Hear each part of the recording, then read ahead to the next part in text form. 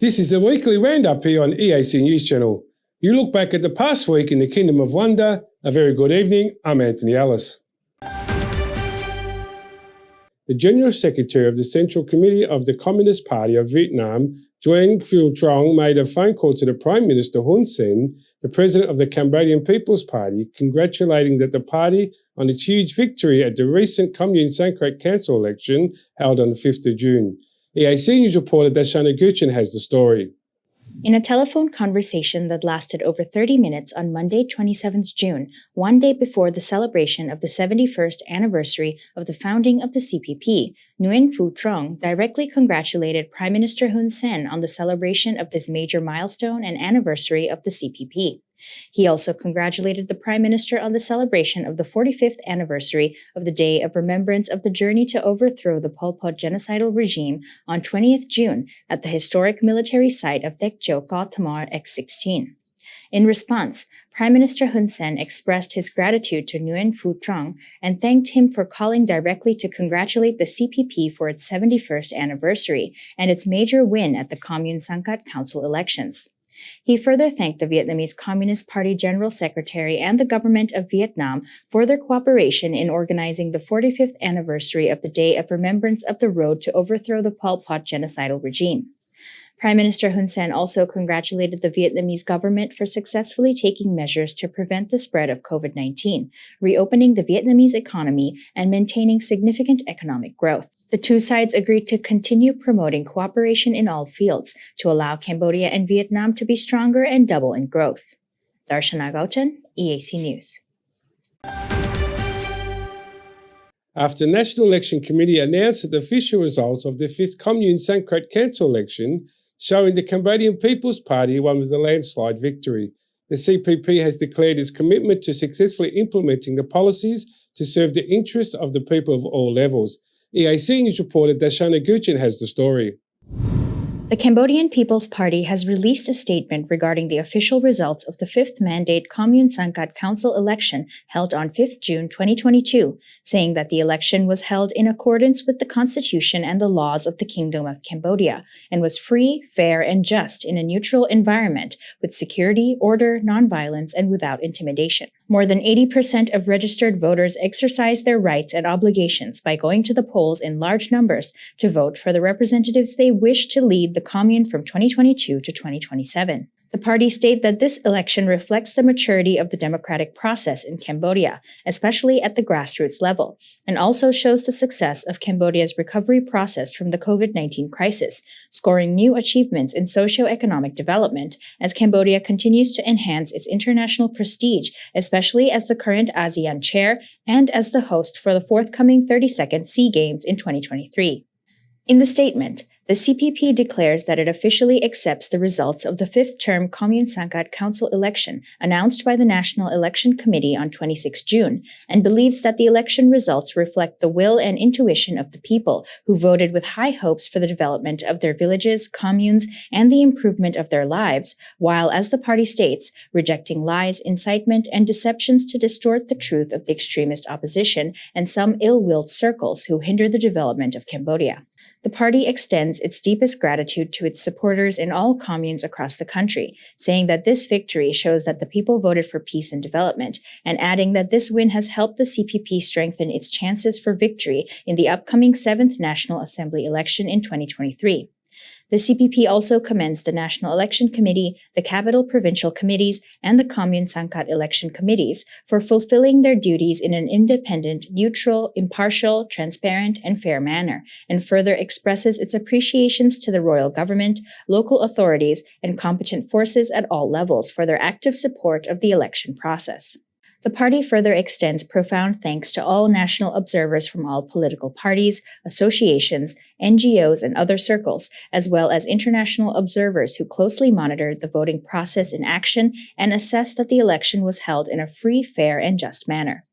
The CPP affirms that it will successfully implement its policies to maintain peace, stability, security, and social order to improve the provision of public services, increase social protection for the poor and vulnerable, and develop communes in all fields to meet the aspirations and interests of all people at the local level. The party calls on all citizens, irregardless of which party they support or if they went to vote in the recent election, to continue to unite under the Constitution and under the shadow of His Majesty the King of Cambodia, to uplift solidarity around the royal government led by Prime Minister Hun Sen in order to continue maintaining peace, protecting social achievements, and developing Cambodia towards a bright future. Darshana Gauchan, EAC News. The Minister of Interior, Deputy Prime Minister Saw King, has urged all relevant officials to investigate and crack down on the inflow of dirty money in illegal drug trade so that criminals cannot launder their money and make it clean. The Minister of Interior made this call in order to assist the Cambodian banking sector as the Financial Action Task Force continues to put Cambodia on its grey list. EAC News reporter Deccan Nin has the more details. Speaking on behalf of Prime Minister Hun Sen during the celebration of the International Day Against Drug Abuse at the Cockpit Theatre on Sunday morning, 26th of June, Deputy Prime Minister Saw King stated that drug offences allow criminals to absorb a lot of resources to serve their own interest, including the use of dirty money to expand the trade of weapons of mass destruction. He called on the judiciary and all relevant institutions to work together to crack down on crime and to find out the root sources where dirty money flows into the country in the illegal drug trade. He said, "The money obtained from drug business is illegal. It is already dirty money, but where does the money go? Sometimes it is used to buy land, and we have to oppose money laundering. Even if it is used to buy land, the money earned from illegal drug trade to buy land, the land then can also be sold, and the money can use to buy weapons. We need to clean up and fight the proliferation of weapons of mass destruction." The Deputy Prime Minister emphasized that Cambodia, as a member of the United Nations, must join this international organization in the fight against terrorism and money laundering to prevent the proliferation of weapons of mass destruction. Participating in the effort to crack down on money laundering by drug criminals in Cambodia is therefore in the interest of the whole nation, as doing so also helps maintain national security and protect society as a whole. He further added, "Sometimes drug dealers put money in the bank and cause the bank to be put on the grey list. And if we continue to indulge these activities, the bank will get put on the blacklist. And if the national bank is on the blacklist, then all the banks are, and when a bank is placed on the blacklist, it means that we cannot deposit money. Before it used to take an hour or half an hour to sign a check to get money, but now, no. They are not banning us, it's just that we cannot use it. They have to check for a week or a month or two to find out if the source of the money is right or wrong. This is the problem." Cambodia continues to be listed on the grey list by the Financial Action Task Force in France, denoting countries at risk of money laundering and that need to be closely monitored. This is the third year that the institution has put Cambodia on the list of concern. Dekanin, EAC News. The Minister of Information, Keo Kanaret, and the Japanese Ambassador to Cambodia, Mikiyami Masaharia, presided over the 9th Robicon Cambodia held at the Royal University of Phnom Penh on Sunday afternoon. EAC News reporter Darshana Gauchan has the story. The theme and rules for the 9th Robocon Cambodia were based on the traditional South Indian game of Lagori, as India are the 2022 host of the ABU Robocon. The game involves a ball and a pile of flat stones, so participating teams had to build their robots in accordance with these game rules in mind. 9 teams from 5 schools participated in this year's contest, with 2 teams each sent by Cambodia Academy of Digital Technology, the National Polytechnic Institute of Cambodia, the Institute of Technology of Cambodia, and the National University of Management, and 1 team sent by Camtech University. The CADT-01 team from the Cambodia Academy of Digital Technology won first place at this year's contest and will now be representing Cambodia at the ABU Asia Pacific Robot Contest in August. The National Television of Cambodia and Ministry of Information have organized Robocon Cambodia since 2014. Undergraduate students from all universities and institutions across the country participate in this handmade robot building contest, with the themes and rules of the game changing every year based on those set by the host of the ABU Robocon. Cambodia is also set to host the ABU Robocon next year in August 2023. Darshana Gauchan, EAC News. The personal assistant of the Prime Minister, Sing Teng, brought up distribute gifts to the Prime Minister and the First Lady to a family who had just had triplets at the Camelot Hospital in Phnom Penh. These gifts were delivered on Saturday the 25th of June. The charitable donations include 5 million riyal, 50 kilograms of rice, 2 large boxes of milk, 5 kilograms of sugar, and 2 sarongs and 2 scarves. The triplets were born on 21st of June 2022 at the Calmalet Hospital to 29-year-old mother Vanna Chanay and father Mitharani. Both parents are factory workers from Plai Veng province. Seng Teng said that since 1999, over the past 23 years, 388 families in Cambodia have given birth to triplets or quadruplets and have received generous donations from the Prime Minister and the First Lady to support the hardships of their daily life, especially those which come from having to raise several babies at once. The Prime Minister's assistant added that all these donations are not gifts from the royal government, the Cambodian Red Cross, or donations from parties or political motivated. Instead, these donations are sincere gifts from the Prime Minister and the First Lady's hearts, who understands that the difficulties faced by those who are given birth triplets and quadruplets. R. Kelly was sentenced on Wednesday to 30 years in prison, following the multi-platinum R&B singer's conviction for exploiting his stardom and wealth over decades of luring women and underage girls into the orbit for sex.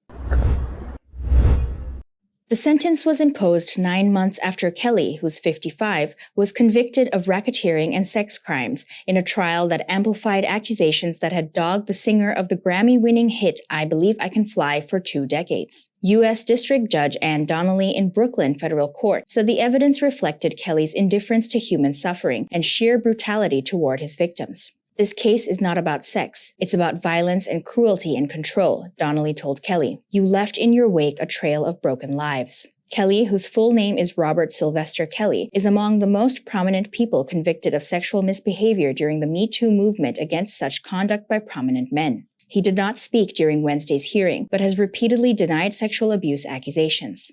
After the sentence was read, his lawyer, Jennifer Bonjean, told reporters Kelly was devastated by the sentence but that he would appeal. 30 years in prison is like a life sentence for him, Bonjean said. The sentencing came after several accusers, some of whom were tearful, told the judge about how Kelly promised to mentor them and help them attain stardom, only to subject them to degrading sexual treatment and physical harm. Many said the abuse led to mental health problems that persist. As a teenager, I didn't know how to say no to R. Kelly when he asked me to perform oral sex on him, said a woman identified as Jane Doe No. 2. She then paused, looked at Kelly, and asked, "Do you remember that?" Several accusers testified during the 5.5-week trial about how Kelly would demand that his victims strictly obey his rules. These included needing his permission to go to the bathroom, calling him daddy, and writing apology letters that purported to absolve Kelly of wrongdoing, among others. The alleged victims include the singer Alaya, who prosecutors said Kelly fraudulently married when she was 15 to conceal earlier abuse. Alaya died in 2001. This is a significant outcome for all victims of R. Kelly and especially for the survivors who so bravely testified about the horrific and sadistic abuse they endured, Breon Peace, the top federal prosecutor in Brooklyn, told reporters after the hearing. He was convicted on 9 criminal charges, including 1 count of racketeering and 8 counts of violating the Mann Act, which bars transporting people across state lines for prostitution. Prosecutors had urged a prison sentence of more than 25 years, saying Kelly had demonstrated a callous disregard for his victims and shown no remorse. I never thought that I would be here to see him be held accountable for the atrocious things that he did to children, Lizette Martinez, one of the accusers who spoke in court, told reporters after the hearing. Defense lawyers said Kelly deserved no more than 10 years, the mandatory minimum, arguing that his history as an abused child may have led to his adult hypersexuality and that he no longer posed a threat. Kelly has been in jail since July 2019. He will likely be transported soon to a jail in Chicago, where he faces an August trial in federal court on child pornography and obstruction charges. He also faces various state charges in Illinois and Minnesota.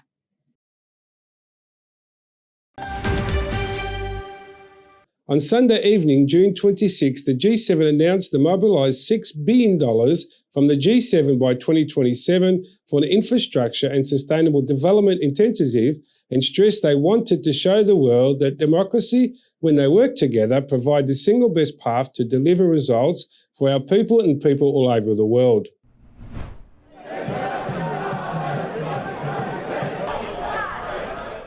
About 4,000 people have protested against the G7 summit on Saturday, according to numbers by the police. The protest took place in Munich, about 100 kilometers away from Schloss Mall, where the summit is due to start on Sunday. Protesters demanded more actions against climate changes, with banners and signs against capitalism and imperialism being held up. During the protest, a small altercation between police and protesters broke out. No injuries were reported. Otherwise, the protest remained peaceful. Leaders of 7 of the world's most advanced economies will meet for 3 days in southern Germany to discuss various issues, with the war in Ukraine and resulting global food insecurity dominating the agenda. The leaders of the G7 group announced an infrastructure and sustainable development initiative. Collectively, we aim to mobilize nearly $600 billion from the G7 by 2027, said US President Joe Biden. These strategic investments are areas of critical to sustainable development and to our shared global stability. Biden said the United States would mobilize $200 billion in grants, federal funds, and private investments over 5 years to support projects in low and middle income countries that help tackle climate change as well as improve global health, gender equity, and digital infrastructure. I want to be clear, this isn't aid or charity. It's an investment that will deliver returns for everyone, Biden said, adding that it would allow countries to see the concrete benefits of partnering with democracies. Europe will mobilize 300 billion euros for the initiative over the same period to build up a sustainable alternative to China's Belt and Road Initiative scheme, which Chinese President Xi Jinping launched in 2013. European Commission President Ursula von der Leyen told the gathering. Russia's vicious attack on Ukraine resulted in soaring prices and cast deep uncertainties, von der Leyen said, particularly in the most fragile countries. These are very severe challenges, she admitted, but this must not and will not divert us away from our affirmative agenda to show the world that democracies, when they work together, provide the single best path to deliver results for our people and people all over the world. The summit takes place from Sunday to Tuesday in the secluded Castle Amol in southern Germany. This year's agenda is dominated by the war in Ukraine and the resulting global food insecurity.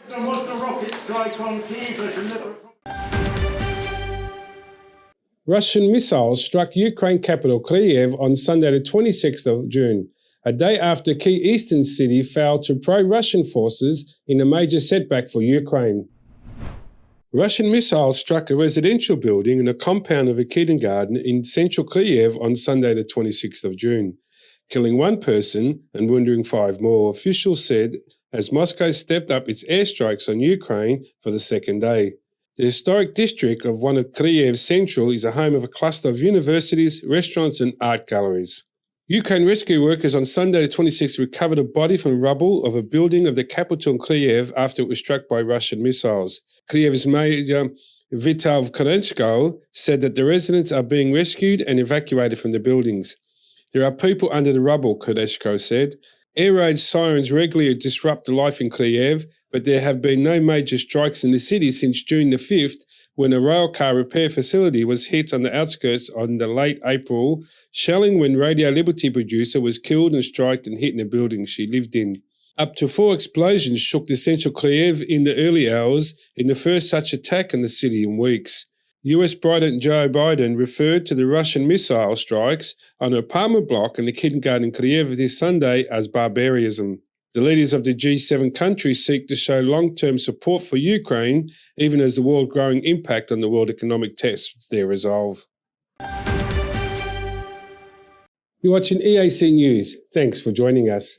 Hundreds of protesters descended on the US Supreme Court on Sunday the 25th of June to denounce the justice's decision to overturn the half-century-old Roe v. Wade precedent that recognised women's constitutional right to abortion, while other parts of the US also had protesters demonstrating.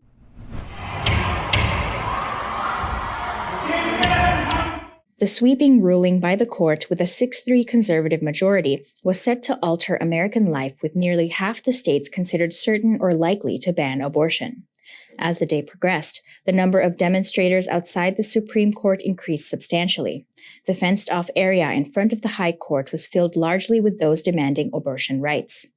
Opinion polls show a majority of Americans support abortion rights, but overturning Roe has been a goal of anti-abortion activists and Christian conservatives for decades, with annual marches in Washington, including in January of this year. The number of U.S. abortions increased by 8% during the 3 years ending in 2020, reversing a 30-year trend of declining numbers, according to data released on June 15th by the Guttmacher Institute, a research group that supports abortion rights.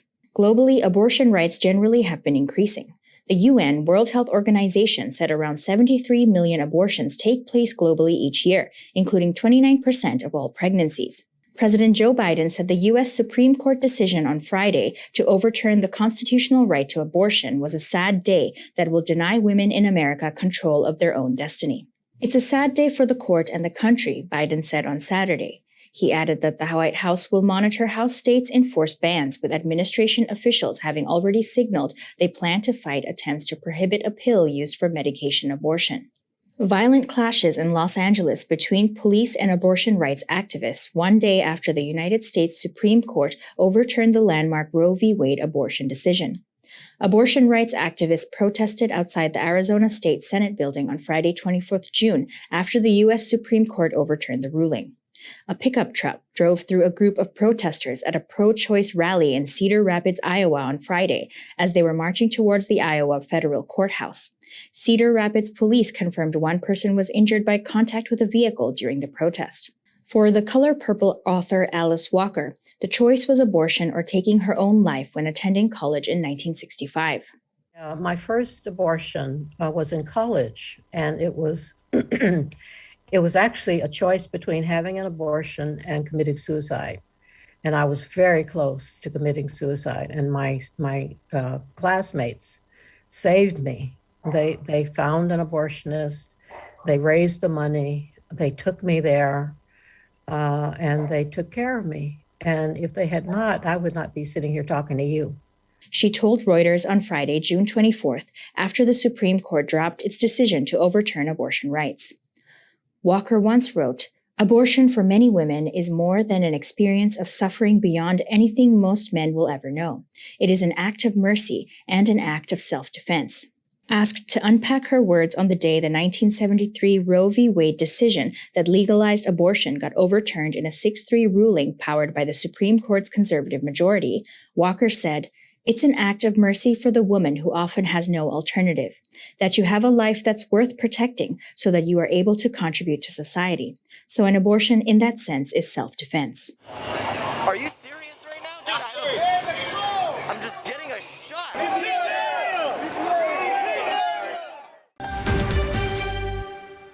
Prime Minister Hun Sen, the president of the Cambodian People Party, has told the party members across the country to continue maintaining the good work of the CPP and to maintain the strength of the party to continue getting the support of the people. EAC News reporter Darshana Guchin has more. Addressing thousands of party members on the 71st anniversary of the establishment of the CPP, party president Hun Sen said that for 71 years, the party has been with and protecting the people, a protection which will continue in the future. He told all party officials to maintain unity, make the party stronger, and continue to collect support from the people. Starting from the struggle against the colonial regime, the CPP helped Cambodia end the genocidal regime of Pol Pot and led the country from the ruins of war to the vast amount of development present today. The CPP is currently led by its president, Prime Minister Hun Sen, and 4 vice presidents, Deputy Prime Minister Saw King, Senate President Sai Chum, Deputy Prime Minister Thiaban, and Deputy Prime Minister Men Samon, with National Assembly President Heng Samrin as honorary president. The CPP Central Committee has 865 members. Darshana Gauchen, EAC News. The president of the Cambodian People Party, Prime Minister Hun Sen, has said that all the achievements of the party has made so far for the nation over the past 43 years have come as a result of the party being politically correct, having the support of the people, having a strong structure as well as vigorous and capable human resources, strong solidarity and internal unity and the right of working. EAC News reporter Dekanin has the story. Addressing thousands of party members on the 71st anniversary of the establishment of the CPP, Party President Hun Sen said that achieving high and sustainable economic growth over the past 2 decades has moved Cambodia from a low-income country to a low-middle-income country and is striving to achieve its vision of becoming a high-middle-income country by 2030. He said poverty in the country has been gradually reduced and living standards are improving, along with better security and order, with democracy firmly rooted in Cambodian society. He continued that Cambodia participates equally in international affairs, both regional and global, and the Cambodian people now are living in harmony with hope and opportunity available for everyone, especially the younger generation.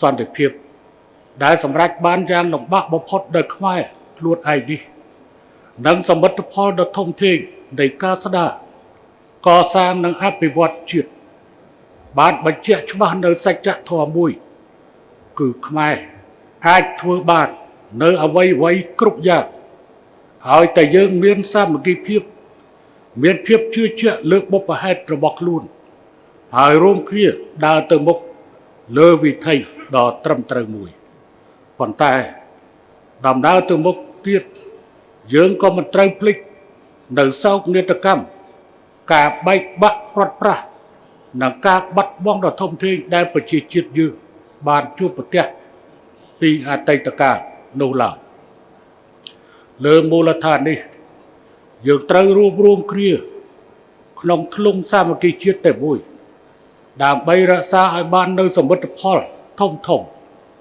ដែលយើងសម្រេចបានមកដោយលំបាកបំផុតដោយមិនត្រូវភ្លេចខ្លួនដោយជន់ដានប្រវត្តិសាស្ត្រដ៏ខ្មៅងងឹតនោះដោយចេតនាឬអចេតនាក្តី He advised the party committees and officials at all levels to increase their efforts to perform their duties well, especially to implement the party's principles and approaches to make the party remain strong politically, emotionally, and organizationally. Currently, the CPP is led by Prime Minister Hun Sen as the president and has 4 vice presidents: Deputy Prime Minister So Keng, Senate President Sai Chom, Deputy Prime Minister Tiep Banh, and Deputy Prime Minister Mai Som-on. National Assembly President Heng Somrin is also the party's honorary president. The CPP Central Committee currently has 865 members. Dekanin EAC News.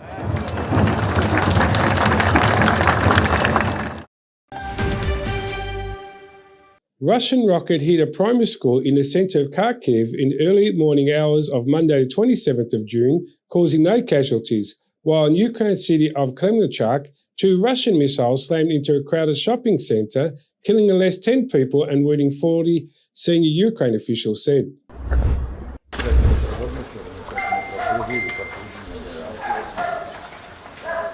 The school has been badly damaged, Olena Fomichova, the school's director, said after inspecting the damage. We will do our best to enable our children to come back to school, be it online or offline, but we will make sure they do not lose out, she said. Russian forces renewed shelling of Kharkiv and surrounding countryside in what Kyiv says is a bid to force Ukraine to pull resources from the main battlefield in Donbas to protect civilians from attack. The strikes that began on Tuesday were the worst for weeks in an area where normal life had been returning since Ukraine pushed Moscow's forces back in May. Kharkiv suffered heavy bombardment from the very start of the Russian invasion on February 24th, which left much of the country's city of 1.5 million a wasteland of ruined buildings and debris. Russian shelling of the city of Kharkiv in northeast Ukraine killed 5 people and wounded 22 on Monday, including 5 children, the regional governor said. Trails of blood and bodies were seen on the grounds of a residential area in a central Kharkiv district after a Russian artillery strike. There was no immediate comment from Russia, which denies targeting civilians. Residents and family members of some of the wounded described explosions that rocked the buildings. A 12-year-old boy, Gleb Bondarenko, was wounded in various parts of his body and was treated by emergency services that arrived at the scene following the attack. Evgeny Vasilenko, press spokesman for Kharkiv Emergency Services, said Russian bombs hit a children's playground and buildings in a residential area of Novyi Budinki district. He said Smerch, a 300mm multiple launch system, was used by the Russian to fire the artillery. Remains of a 220mm Uragan rocket were seen in a different district of central Kharkiv. Emergency crews in the eastern Ukrainian city of Kremenchuk were working on Monday to contain fire after a shopping center was hit by what Ukrainian officials say was a Russian missile strike. Firefighters and rescue workers were clearing rubble and putting out what remained of the flames, which had engulfed the crowded shopping mall. At least 10 people were killed after 2 Russian missiles hit the mall, Regional Governor Dmitry Lunin said. Lunin, the governor of Poltava region, told reporters that 40 others had been wounded. Russian Medvedev says any NATO encroachment on the Crimea could lead to a World War III, as NATO boosts troops on a high alert from 40,000 to 300,000.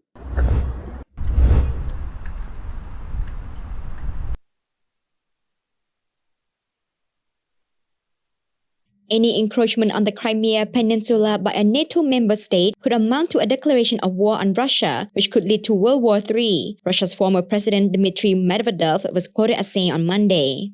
For us, Crimea is part of Russia, and that means forever. Any attempt to encroach on Crimea is a declaration of war against our country, Medvedev told the news website documentaries. And if this is done by a NATO member state, this means conflict with the entire North Atlantic Alliance, a World War III, a complete catastrophe.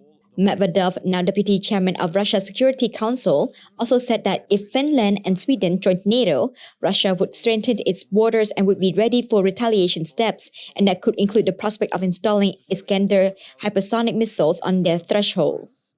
NATO will boost the number of troops on high alert by more than sevenfold to over 300,000, the Secretary General said on Monday as allies prepare to adopt a new strategy describing Moscow as a direct threat 4 months into the Ukraine war. Russia's February invasion of Ukraine has sparked a major geopolitical shift in the West, prompting once neutral countries, Finland and Sweden, to apply to join NATO and Ukraine to secure the status of candidate to join the European Union. Russia has walked away from the partnership and the dialogue that NATO has tried to establish with Russia for many years, NATO Secretary General Jens Stoltenberg said in Brussels ahead of a NATO summit later this week in Madrid.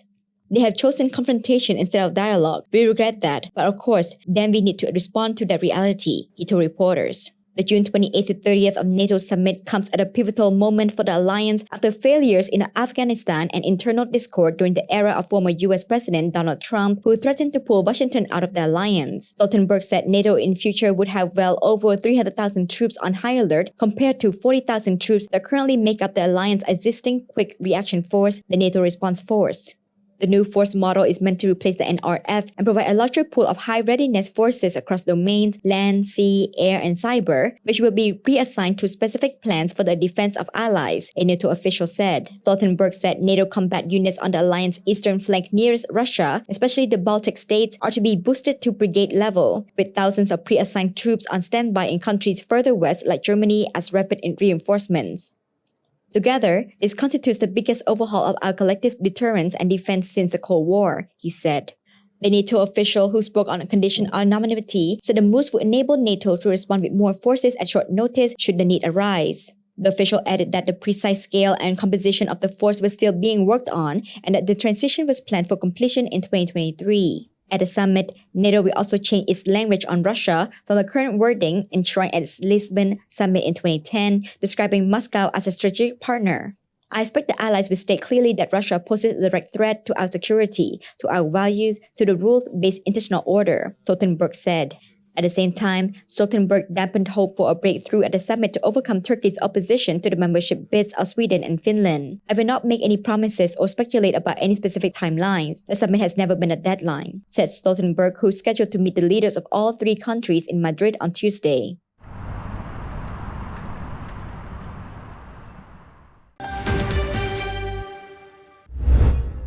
Tomorrow on Wednesday, the 29th of June, a blood donation drive is being held at Aeon 1 in Phnom Penh for Japan Heart's Children's Medical Centre to support treatment of cancer for children. The medical centre is in great need of blood for the pediatric cancer patients and the Blood of Kindness campaign. Started by local youth in cooperation with the centre, is working to raise awareness about the importance of giving blood in Cambodia. Some of the requirements for giving blood include having a good health condition, being between the ages of 18 and 60, having a weight of 45 kilograms or more, having a 21-day gap since your last COVID-19 vaccine, and having no alcohol for 12 hours before donating blood. Some come on support the good cause and donate blood tomorrow at the Lively Palace events area in AL1 near H&M store from 9 a.m. to 4:30 p.m. For more information on full eligibility requirements and the blood drive being held tomorrow, join the Blood of Kindness Telegram channel or visit Local for Local's Facebook page. Prime Minister Hun Sen has called on members of the public to be more careful and protective of their personal health after announcing the discovery of new COVID-19 cases in the community. The Prime Minister has asked citizens to make measures to prevent large-scale spread of COVID-19 once again. EAC News reporter Darshana Guchin has more.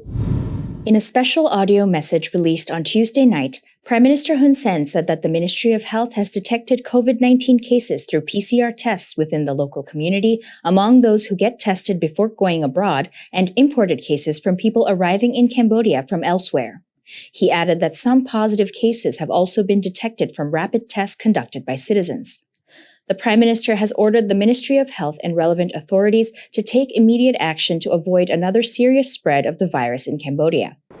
វាចាប់ផ្ដើមកើតឡើងវិញហើយវាឆ្លងទាំងម៉ាស៊ីនធំទាំងការធ្វើតេស្តរហ័សបានចាប់ផ្ដើមឃើញមាននៅច្រើនកន្លែងរួចទៅហើយ Prime Minister Hun Sen has called on people who have not yet received their booster dose of the COVID-19 vaccine to go and get it, and has further urged everyone to diligently implement safety measures such as the 3 do's and 3 don'ts. He has warned that the country could return to its worst state if no precautionary measures are taken. Cambodia had declared no new COVID-19 cases for more than 50 days before the Prime Minister's announcement. Darshana Gulchen, EAC News. The Special Envoy of the ASEAN Chair of Myanmar, Deputy Prime Minister Prak Sokhonn, is paying a second visit to Myanmar to monitor the implementation of the military government agreement with the ASEAN. EAC News reporter Deccan Nin has further details. Deputy Prime Minister Prak Sokhonn departed from Phnom Penh International Airport to Myanmar on Wednesday morning, 29th of June. This is the Special Envoy's second visit to Myanmar. He aims to monitor the progress of the implementation of the ASEAN 5-point consensus and the outcome of the ASEAN Humanitarian Assistance Consultation meeting for Myanmar held on the 6th of May 2022 in Phnom Penh, and to also contribute to the creation of a conducive environment for political dialogue through meetings with all stakeholders. Deputy Prime Minister Prak Sokhonn paid his first visit to the Republic of Union of Myanmar from the 21st to the 23rd of March, at which time he said that it was a visit to learn about the current situation of Myanmar, learn about stakeholder positions, and listen to the requests of the Myanmar side. When speaking at a press conference after his first visit to Myanmar, the Special Envoy assessed that the results of his visit were quite good. Nekanin, EAC News.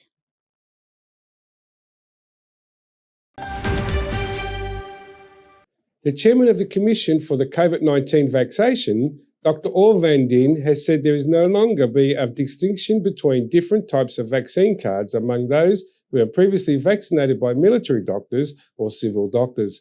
So members of the public can use their cards and go to get vaccinated at any site they wish. EAC News reporter Deccan Nin has more details. In a voice message released on Tuesday night, Dr. Van Dien confirmed that the COVID-19 vaccine boosts the immune system of both individuals and the community as a whole, helping to prevent the possibility of a COVID-19 outbreak reoccurring in Cambodia. She said that not taking any booster doses will lower the body's immunity, especially when leaving the gap between the vaccines for too long. She said, when you leave this gap for too long, it means that after receiving the vaccine for 3 months or more, the immune system will gradually decline and it will go down in 6 to 8 months. Therefore, it is necessary to continue getting booster doses after 3 months or more have passed, in order to maintain balance as well as to strengthen your body's immunity to prevent the spread of COVID-19. Dr. Van Dien has called on people not to worry about vaccinations, as the vaccines given in Cambodia are all recognized by the World Health Organization and are safe for citizens. Hence, she urges all citizens who have a 3-month gap from their last COVID-19 vaccine to go and get vaccinated with their 3rd, 4th, or 5th booster dose. Prime Minister Hun Sen also announced on Tuesday night that Cambodia has discovered new cases of COVID-19 and has asked people to implement prevention measures and to get vaccinated to avoid a large-scale spread of COVID-19 within the community again.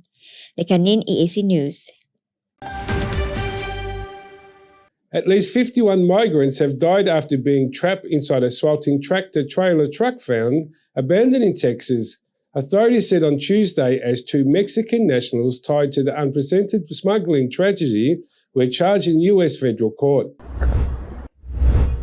The deceased migrants, 39 men and 12 women, most of them citizens of Mexico, were discovered on Monday in an industrial area on the outskirts of San Antonio, Texas, about 160 miles north of the U.S.-Mexico border. The incident marked the greatest loss of life on record from a human trafficking attempt in the United States, according to Craig Larrabee, an acting special agent in charge with the investigative arm of U.S. Immigration and Customs Enforcement. Local authorities described finding the rear door to the trailer open with stacks of bodies inside, while others were strewn collapsed nearby. Some of the victims were hot to the touch, they said.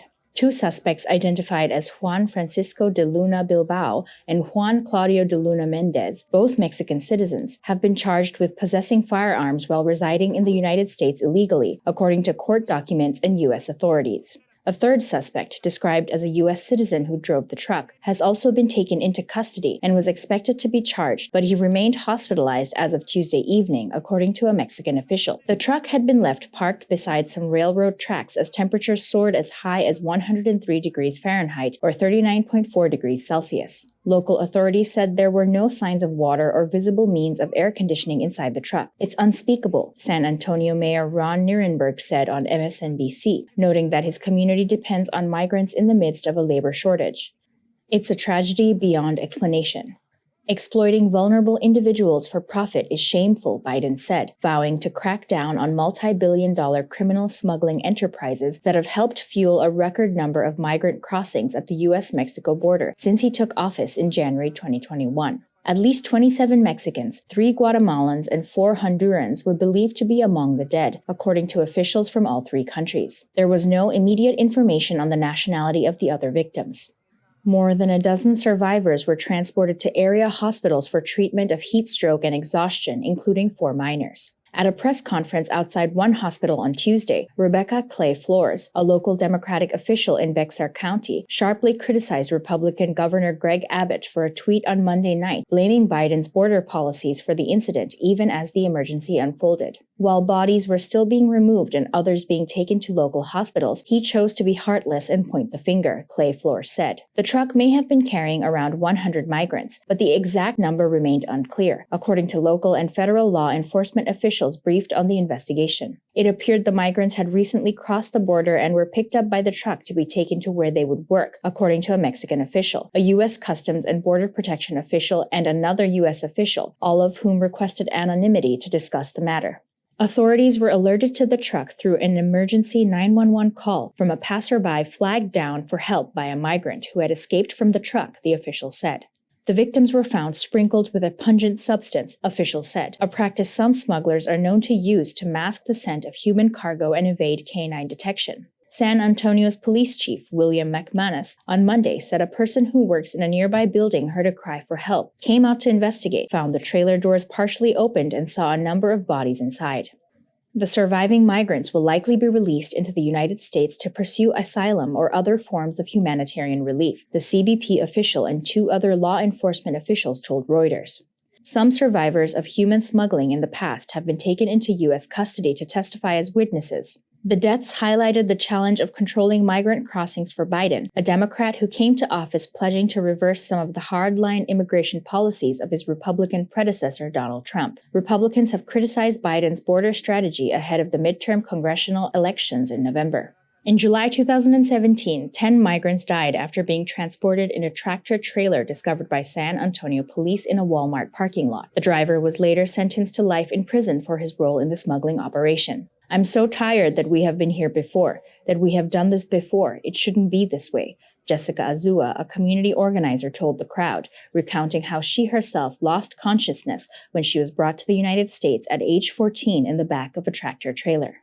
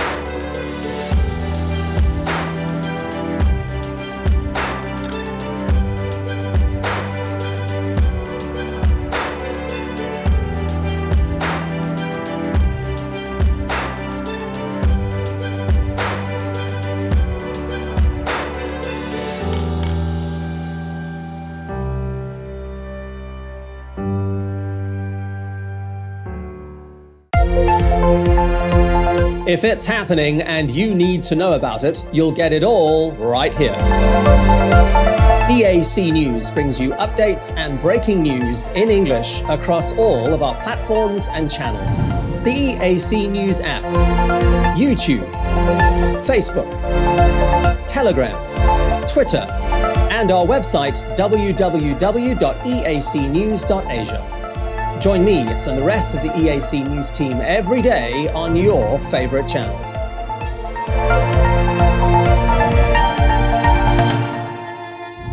EAC News, Cambodia made clear.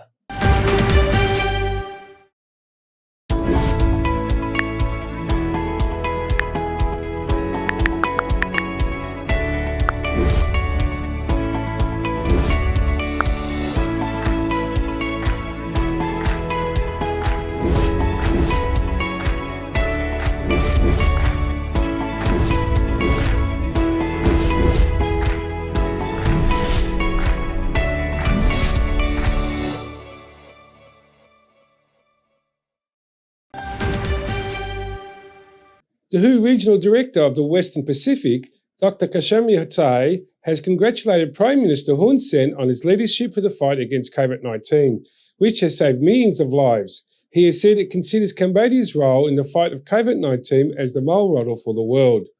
EAC News reporter Darshana Guchin has the story. In a meeting with Prime Minister Hun Sen at the Peace Palace on Thursday morning, Dr. Takeshi Kasai noted 3 special features of Cambodia during the global COVID-19 outbreak: widespread vaccination, monitoring and response, and the acceptance of the Westerdam ship, which showed that the Cambodian government cares deeply about people's lives. The Prime Minister's assistant, Ieng Sopalet, told reporters after the meeting, at that time, there were 27 ships out at sea that had nowhere to dock, while Cambodia allowed ships to dock, so other countries also allowed ships to do the same. Dr. Takeshi Kasai emphasized that Cambodia was a country that saved the lives of many people who were stranded at the time. Prime Minister Hun Sen thanked the WHO for its vision and guidance on Cambodia's measures. He told Dr. Kasai that Cambodia's success in controlling the COVID-19 outbreak was due to the right vaccination strategy, which he described as a blossoming strategy. He also said that the decision to bring the Westerdam into Cambodia was born out of a purely humanitarian spirit, as Cambodia could not stand to watch the people on board of the ship die of starvation. Cambodia has currently vaccinated more than 94% of its 16 million population. Cambodia is considered by the WHO to be a small country with a big heart, after allowing the MS Westerdam carrying more than 2,000 people to dock after several countries had refused over concerns that passengers may have been carrying COVID-19 infections. According to a WHO report, Cambodia's response to the MS Westerdam crisis demonstrates that a country with fewer resources can contribute to global health security. It can take a humanitarian approach in a public health crisis and deliver a measured, coordinated response despite the uncertainty and complex challenges. Darshana Gauchan, EAC News. Cambodian-Japanese relations this year has been further strengthening as evidence of the visit of the Prime Minister of Japan to Cambodia. The visit of the Prime Minister Hun Sen and the Commander of the Royal Cambodian Army to Japan, the docking of the Japan Maritime Self-Defense Force ship in Seattleville, the exchange of humanitarian aid, and the friendship shows by previous Japanese ambassadors to Cambodia. EAC News reporter Decca Nin has more. On Thursday morning, the former Japanese ambassador to Cambodia, Kotaro Ogawa, arrived in Cambodia to meet directly with Prime Minister Hun Sen. During the meeting, Kotaro Ogawa expressed his pleasure to return to the Kingdom of Cambodia again. He said that Cambodia is now very prosperous and developed compared to when he was the ambassador of Japan in 2003. He said that these positive changes had come about due to the right policies of the Cambodian government. The Prime Minister's assistant Ieng Sopalet told reporters that after the meeting, even though His Excellency ended his diplomatic mission and left Cambodia, his heart will always be with Cambodia. He added that Mr. Ogawa is now contributing to Cambodia in the field of education through language training, research and culture, aiding the law sector and also the field of judo martial arts, which will particularly help Cambodia in regard to the 2023 SEA Games. Kotaro Ogawa was the former ambassador of Japan to the Kingdom of Cambodia from 2000 to 2003. Prime Minister Hun Sen expressed his gratitude to Mr. Ogawa for his contribution to expanding Cambodia-Japan relations and the development of Cambodia, which he now still continues to assist, especially in the field of human resource training. The Prime Minister also asked Mr. Ogawa to assist Cambodia in the field of judo martial arts in order to ensure that Cambodia has a sufficient capacity to compete in judo at the upcoming SEA Games in 2023. It should also be reminded that 2022 is the 30th anniversary of Japanese peacekeeping operations on the international stage, and Cambodia was the first country that Japan came out to help maintain peace in 1992 during the UNTAC era. 2023 will also mark the 70th anniversary of the establishment of diplomatic relations between Japan and Cambodia. Earlier this year, Cambodian-Japanese relations saw closer ties after Japan invited Honman Knight to visit the country, and Japanese Prime Minister Kishida Fumio visited Cambodia and docked a Japanese self-defense force ship in Cambodia in March. Recently, Prime Minister Hun Sen also attended a meeting on water issues in the Asia-Pacific region in Japan and met directly with Prime Minister of Japan. Bekanin, EAC News.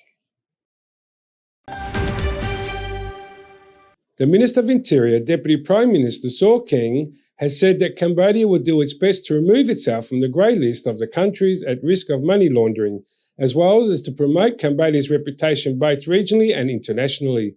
EAC News reporter Darshana Guchin has further details.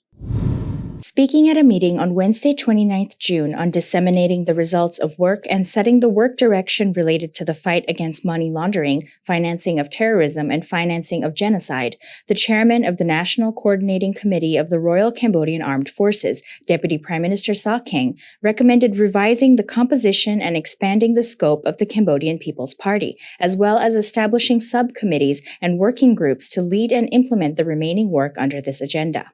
He particularly urged for Cambodia to make efforts to be removed from the grey list of countries at risk of money laundering as soon as possible.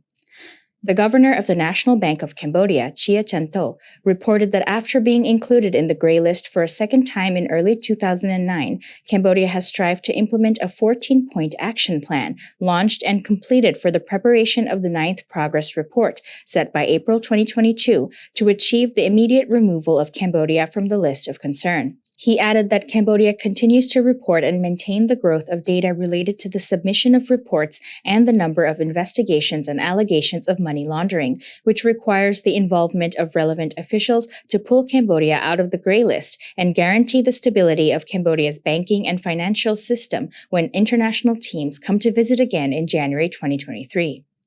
The Minister of Justice and Chairman of the Subcommittee on the Implementation of the Action Plan of the Joint Monitoring Group of the Asia-Pacific Group on International Cooperation, CADRT, reported that Cambodia has now established anti-money laundering mechanisms in ministries and institutions, which is the key to ensuring the effectiveness and sustainability of anti-money laundering efforts in Cambodia, both for the short and long term. Deputy Prime Minister Saw Keng reiterated to the authorities the importance of taking measures to find the root sources of the drug traffickers' finances and to freeze or confiscate them so that criminals cannot launder their money. He asked, "Are there any resources, assets, including budget, land, houses, other means or equipment that are relevant, and where do the perpetrators get them from, and how much do they have? If we find this out, then the court will make a decision to freeze or confiscate the resources, which is what we have to do." Cambodia continues to be included on the Financial Action Task Force's grey list, denoting countries at risk of money laundering and that need to be closely monitored. This is the third year that the institution has put Cambodia on the list of concern. Darshana Gauchan, EAC News. Ukraine on Wednesday carried out its biggest exchange of prisoners of war since Russia invaded, securing the release of 144 of its soldiers, including 95 who defended Mariupol steelworkers, Ukraine's military intelligence agency said.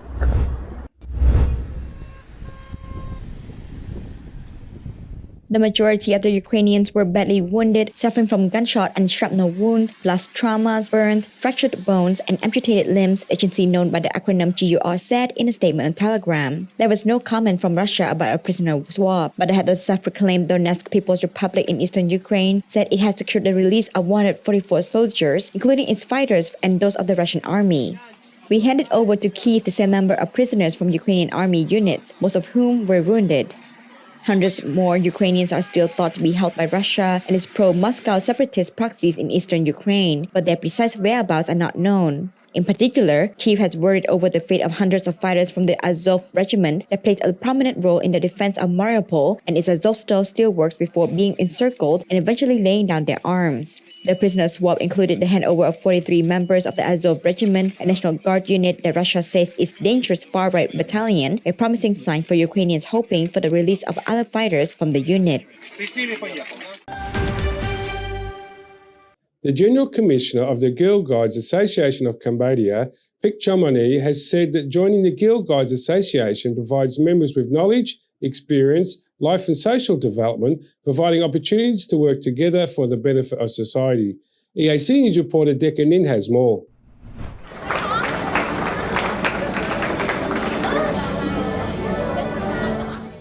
Speaking during a meeting with more than 300 girls at the Cambodian Children's Fund on Sunday morning, Pichan Moni said that the Girls Guide Association of Cambodia pays attention to promoting the values and participation of young girls in social development and also trains girls, boys, and all members of the association to lead well as a team and be a good resource for the development of the country. She said, all members are encouraged to be good children, good students, good citizens in accordance with the goals and missions and slogans of the Cambodian Volunteer Force for Girls and Youth. She also stated that girls in the Cambodian Children's Fund will have the opportunity to receive support for their learning, knowledge, experience, studies, and wider life through a network of communication, coordination, and support from the association. Scott Neeson, the founder of the Cambodian Children's Fund, thanked Pichan Moni and the leaders of the Girls Guides Association for taking care of the girls in the organization so that they can develop well in society. The leaders of the Samdech Young Volunteer Doctors Association, with Honman Knight as the chairman of the board and the Girl Guides Association of Cambodia, and Pichan Moni as the general commissioner of the association, are dedicated to improving the well-being and lives of boys and girls in Cambodia, including through the partnership with the Cambodian Children's Fund and the provision of support for resources and materials, budget, psychotherapy, and other activities.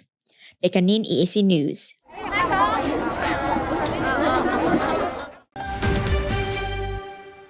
Prime Minister Hun Sen has ordered the police to arrest a person who posted an intimidating video related to COVID-19 on social media, which the Prime Minister said was false and caused fear for the public. EAC News reporter Dashana Guchin has more details. Prime Minister Hun Sen has said there is no shortage of prisons for such people and that there must be measures taken to respond quickly to this incident. Speaking on National Fish Day in Banti Minche Province on Friday morning, Prime Minister Hun Sen said that disseminating false information and polluting society in this manner is not a right of freedom of expression and will lead to immediate arrest. He said, "Post one, catch one. Post two, catch two, because this story is not a joke."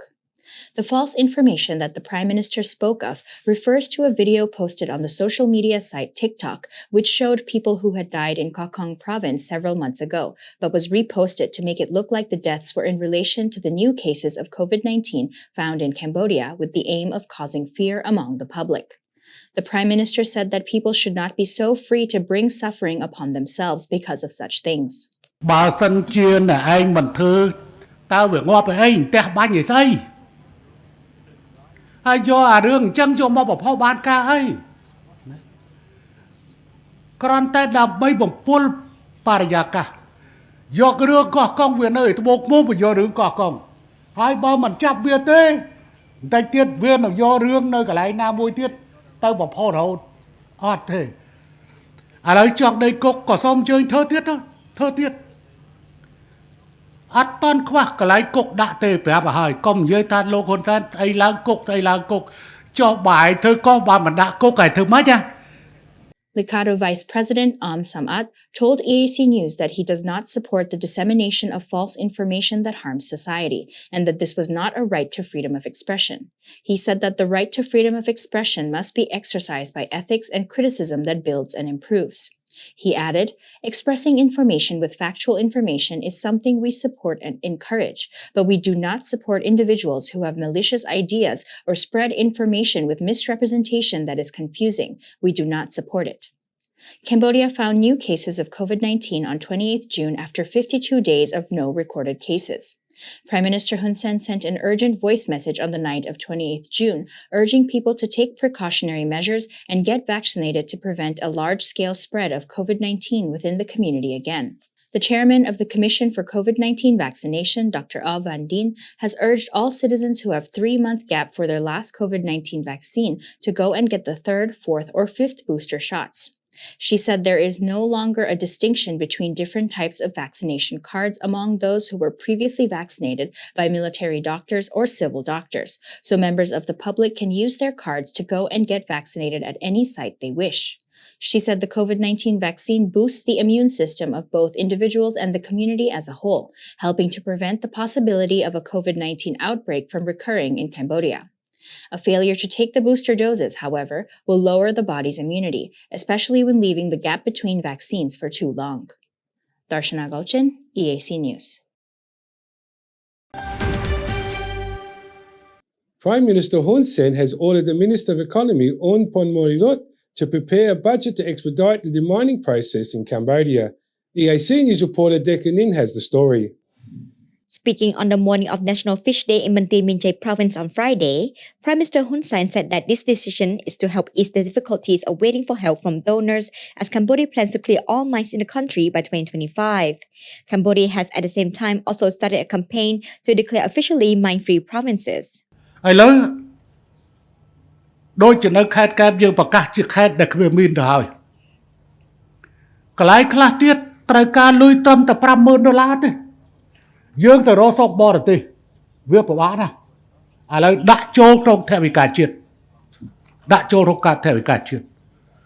ដើម្បីបញ្ចប់នៅទីកន្លែងមួយចំនួនដែលវាជិតអស់ហើយប៉ុន្តែវាខ្វះលុយដោះកម្លាំងដោះមានជាកម្លាំងស៊ីម៉ាក់ជាកម្លាំងប្រតិបត្តិការដទៃទៀតដូចជាវិស្វកម្មកងទ័ព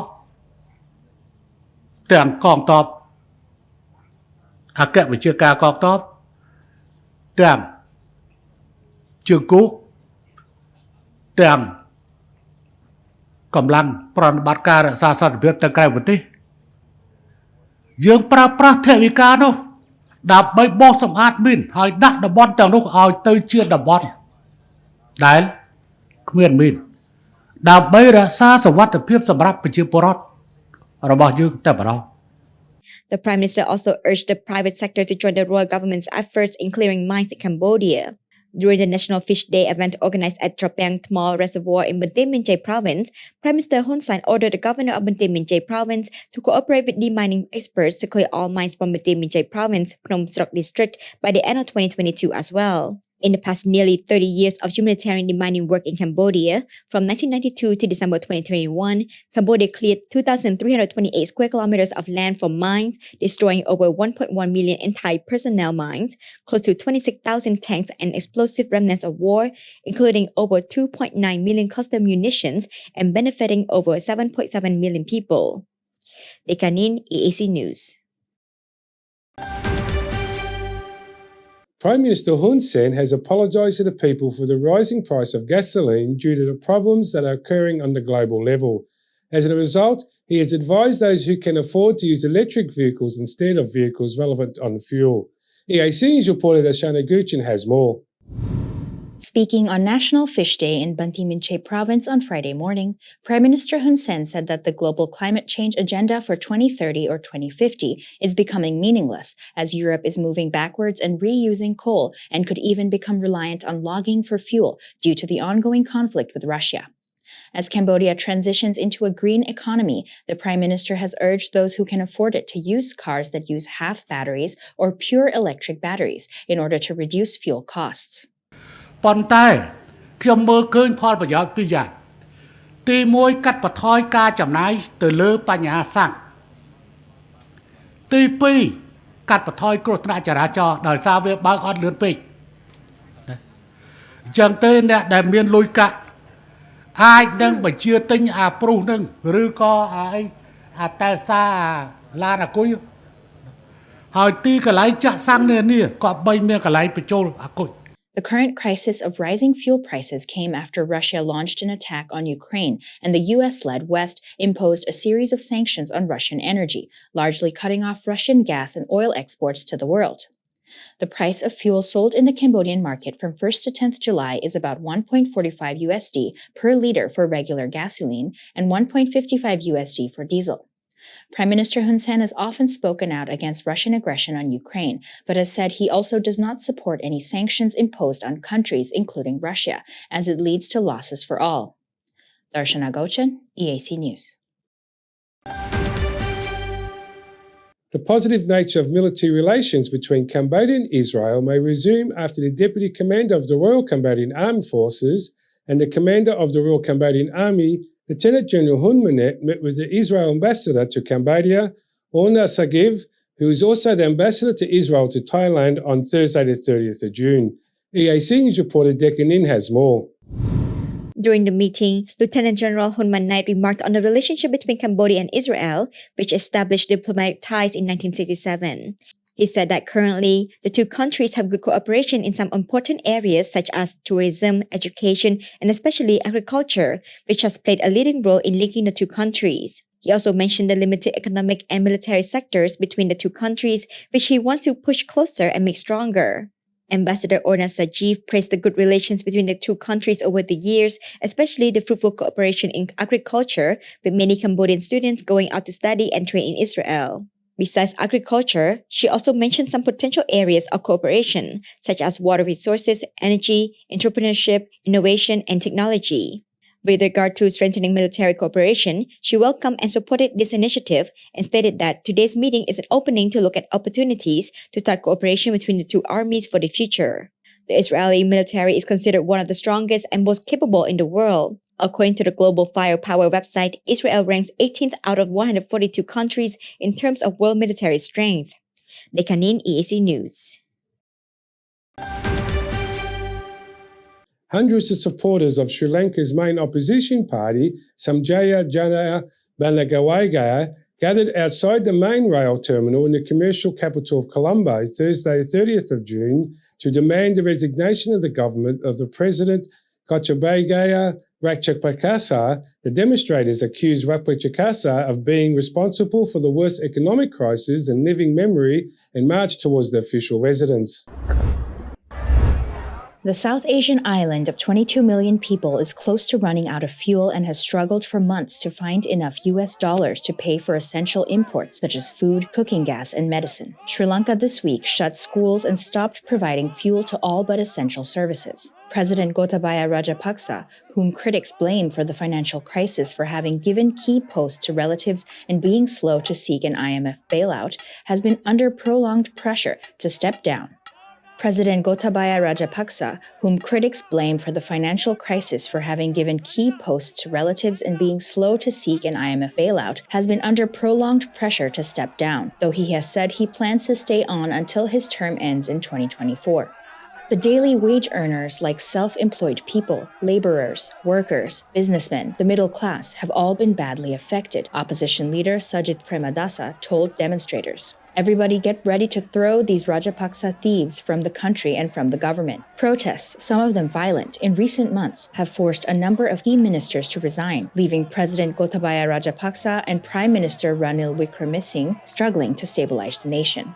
Two of Rajapaksa's brothers resigned earlier this year as Prime Minister and Finance Minister following weeks of street protests. A proposed constitutional amendment, a draft of which was published on Thursday, would establish a constitutional council and 9 independent commissions to improve governance. The commissions would work to promote human rights, increase audit oversight of government agencies, and bolster anti-graft investigations. The amendment could be presented to Parliament in July, Justice Minister Wijadasa Rajapaksa said last week. It might undergo further changes before it is eventually passed into law. Critics, however, say the amendment did not go far enough to tackle the demands of protesters.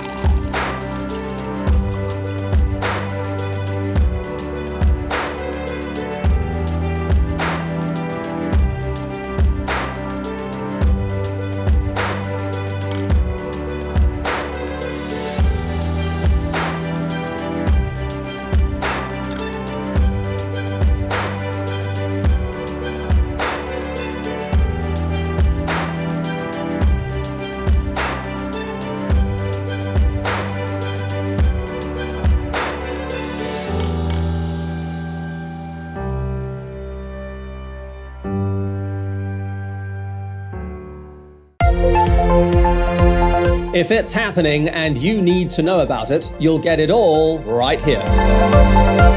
EAC News brings you updates and breaking news in English across all of our platforms and channels. The EAC News app, YouTube, Facebook, Telegram, Twitter, and our website www.eacnews.asia. Join me and the rest of the EAC News team every day on your favorite channels.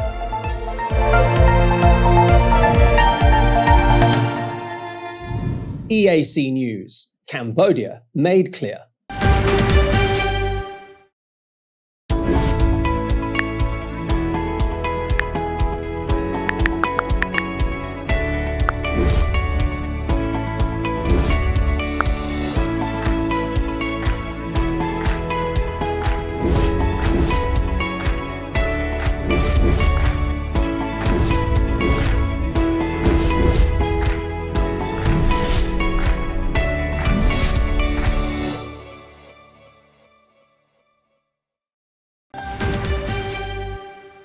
Filipina Fuchsia Ann Riviera was crowned Miss International Queen for 2022 on Saturday, 25th of June, at a contest in Thailand's billed as one of the world's largest, most popular transgender pageant.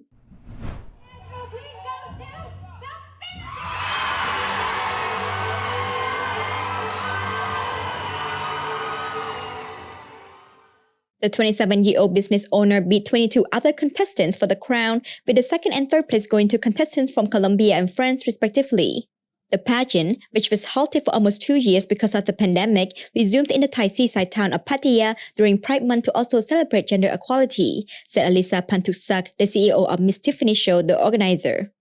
Miss International Queen Cambodia Saifon said that it's important for her to join the competition to stop the discrimination of transgender people. The contest, which brings together transgender people from around the world, was launched over a decade ago to help transgender women feel more accepted by society. Thailand has one of Asia's most open and visible lesbian, gay, bisexual, and transgender communities, adding to its image of tolerance and attraction as a liberal holiday destination for foreign tourists. But activists said Thai laws and institutions have yet to reflect changing social attitudes and still discriminate against LGBT+ people and same-sex couples.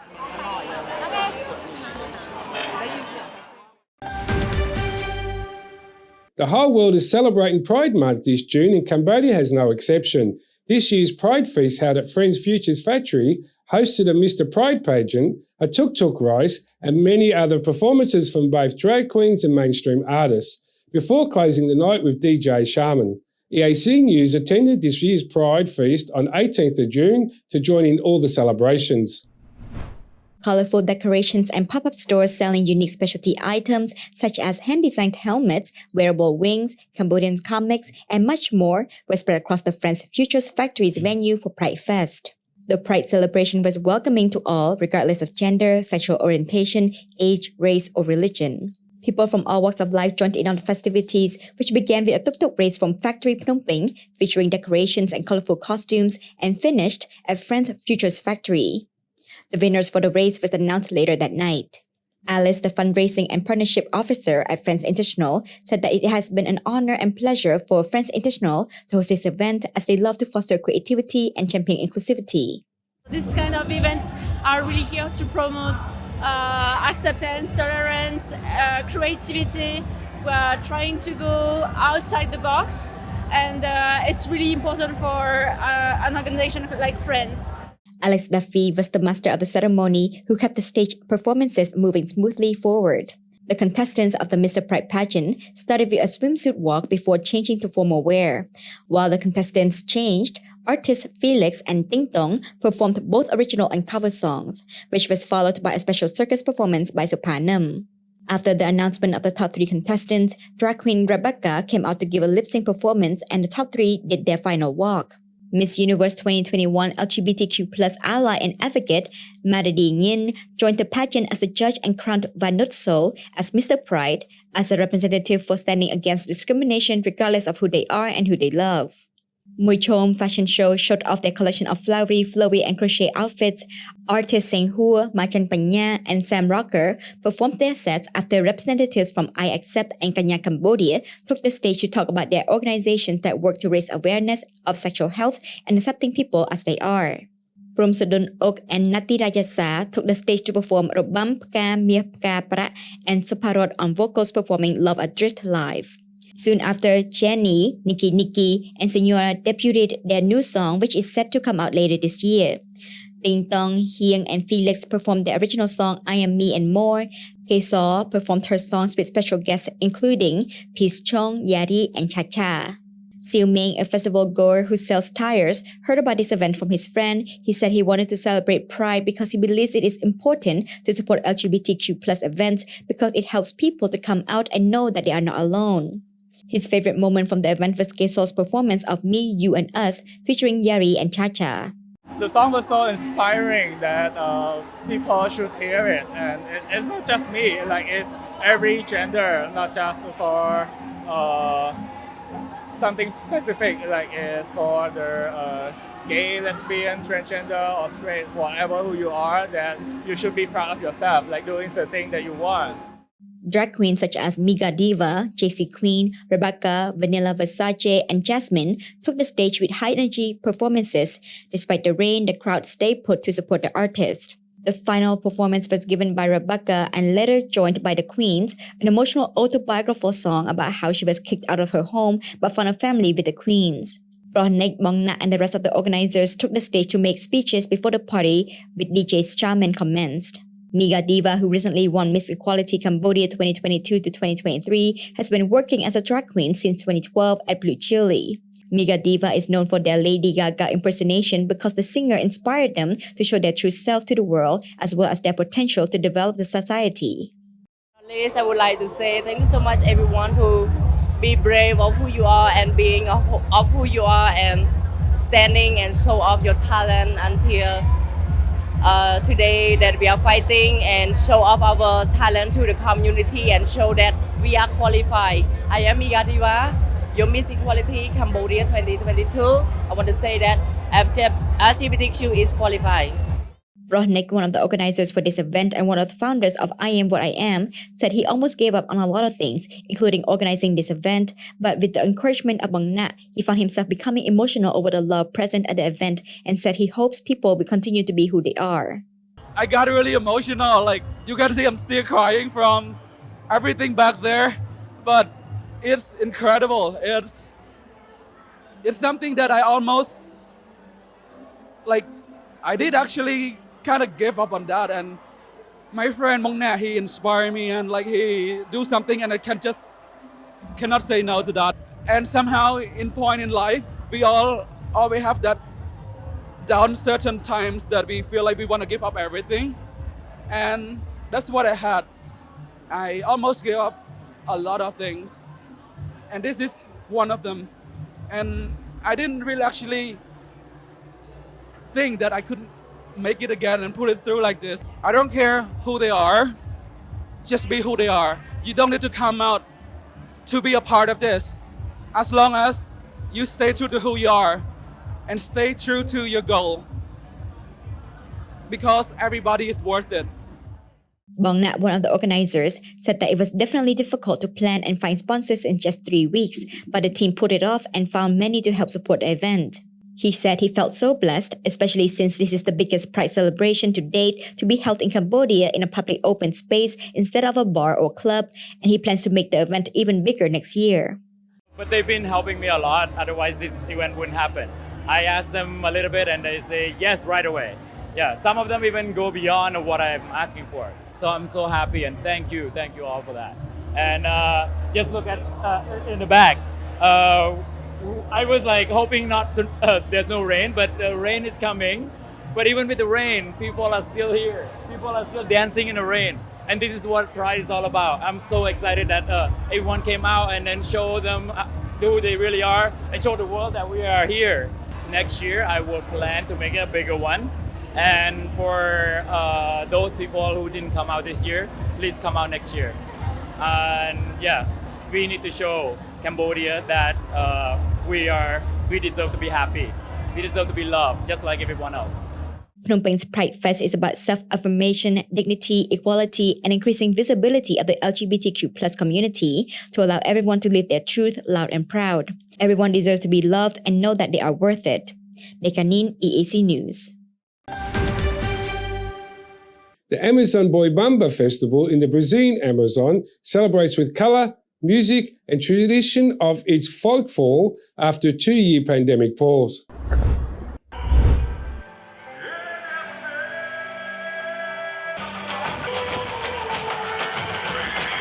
The Amazonian city of Parintins hosted its 55th Folkloric Festival, a yearly festivity that celebrates a local legend about its resurrected ox with a contest between two teams, Garantido and Caprichoso, at the cultural center of Parintins, the Bambodromo on the Tubinam Barana Island. For 3 days, each team has to outdo the other with colored, feathered, and rhythmic performances equipped with floats to bring to life Amazonian themes and legends.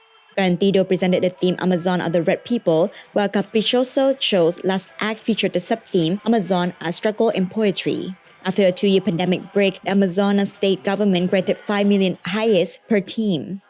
The Culture and Creative Economy Secretary Marco Sapolo Yunis said he felt satisfied seeing the number of visitors and the expected resources the festival would leave in the region.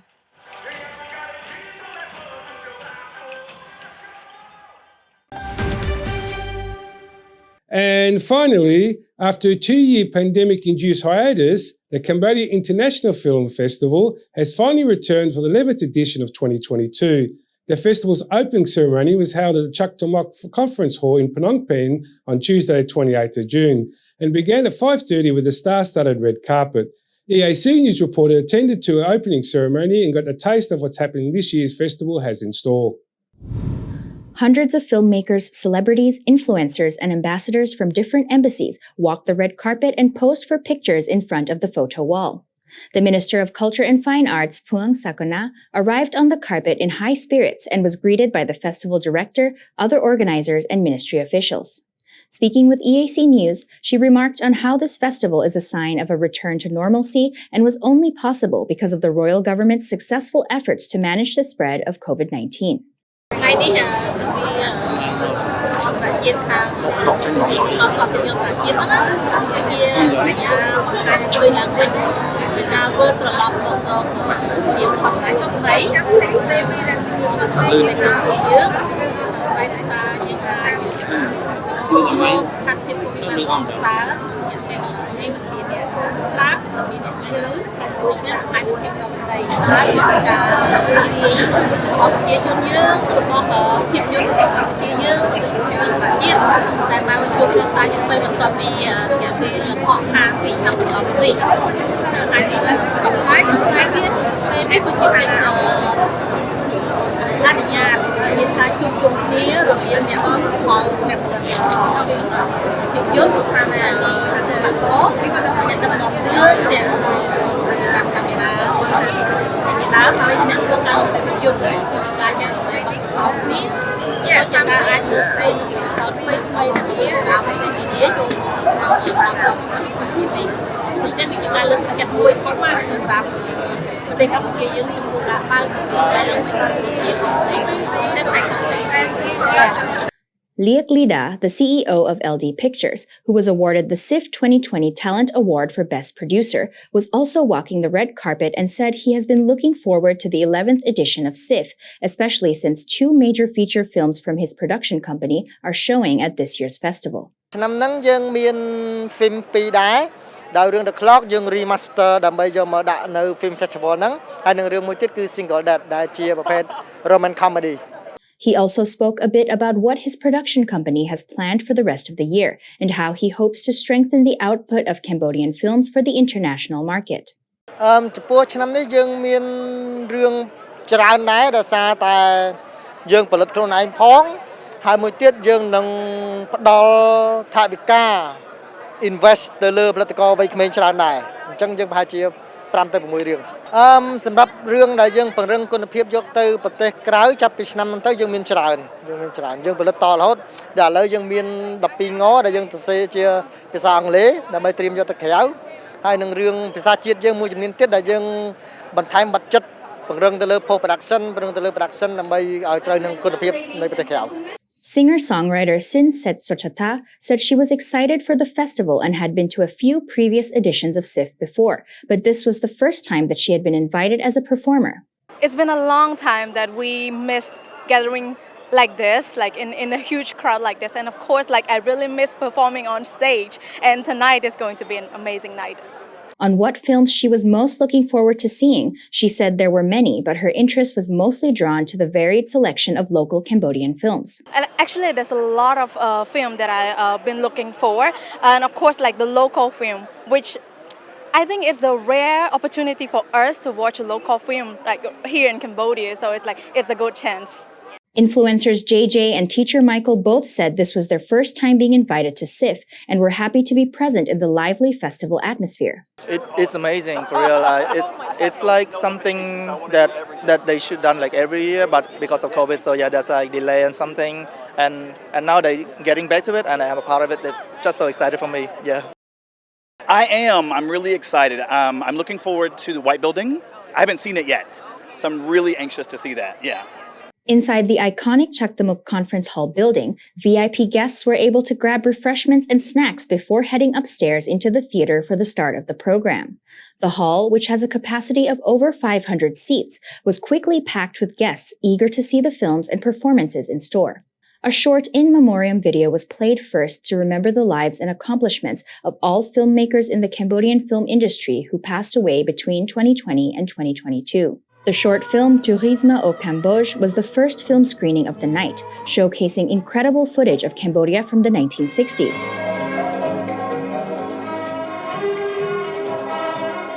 Performers from Phra Ponlu Salapak then took the stage for a jaw-dropping circus performance full of acrobatic feats.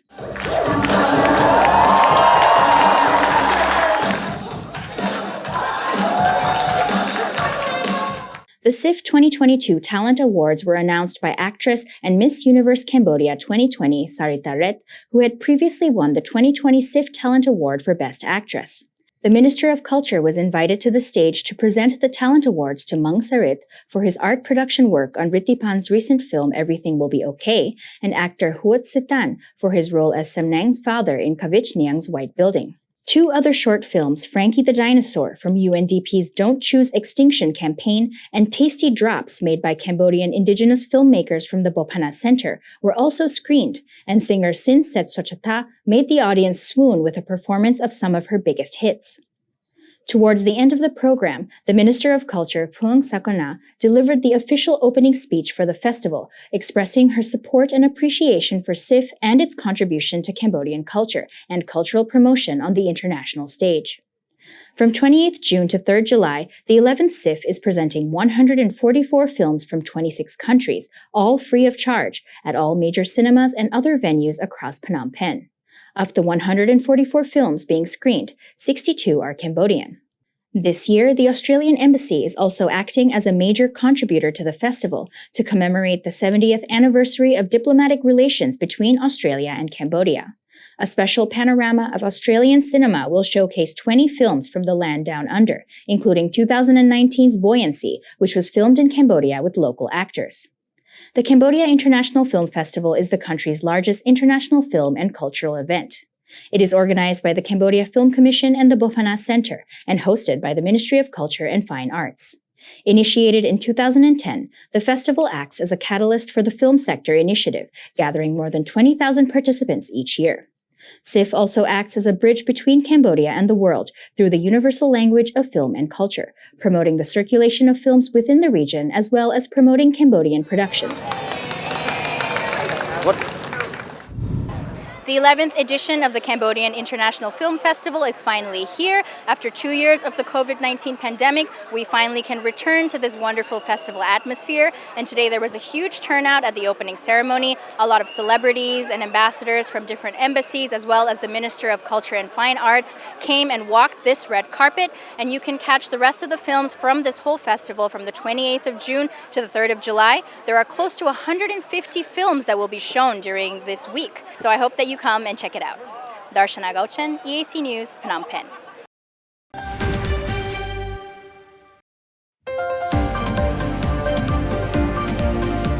Thank you for watching the weekly roundup here on the EAC News Channel.